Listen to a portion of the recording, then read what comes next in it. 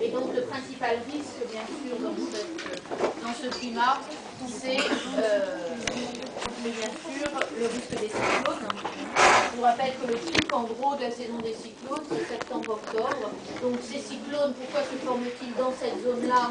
Parce qu'on est dans une zone évidemment près de l'équateur. On est donc dans une zone extrêmement chaude, ce qui veut donc dire qu'on a des océans très chauds, ce qui veut donc dire qu'on a des températures très élevées qui vont permettre de très fortes évaporations, de très fortes quantités évidemment de vapeur d'eau, former des masses nuageuses énormes des cyclones. Et on est évidemment dans des zones, si on a de l'air très chaud, ça veut dire qu'on a aussi de l'air qui va monter très vite, qui va se bouillonner très vite vers le haut. Et donc, vous savez qu'un cyclone, c'est à la fois des précipitations intenses, extrêmement importantes, mais aussi des vents extrêmement violents. Les cyclones vont se former évidemment de façon privilégiée dans ces zones-là.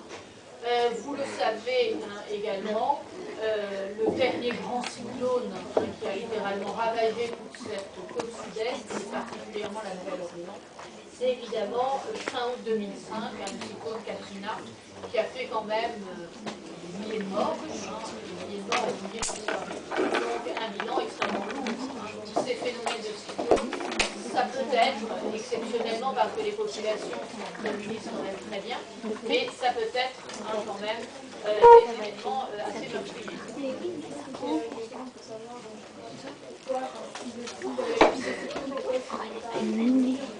Alors, la plupart des cyclones aux États-Unis font peu de victimes, très peu, parce que les maisons sont construites des cyclones, parce qu'à l'approche d'un cyclone, la population a l'habitude, c'est-à-dire qu'elle se calme peu chez elle, elle protège les fenêtres, les portes, etc. Donc il y a une véritable habitude, les coups, bien sûr, les événements scolaires fermes, etc.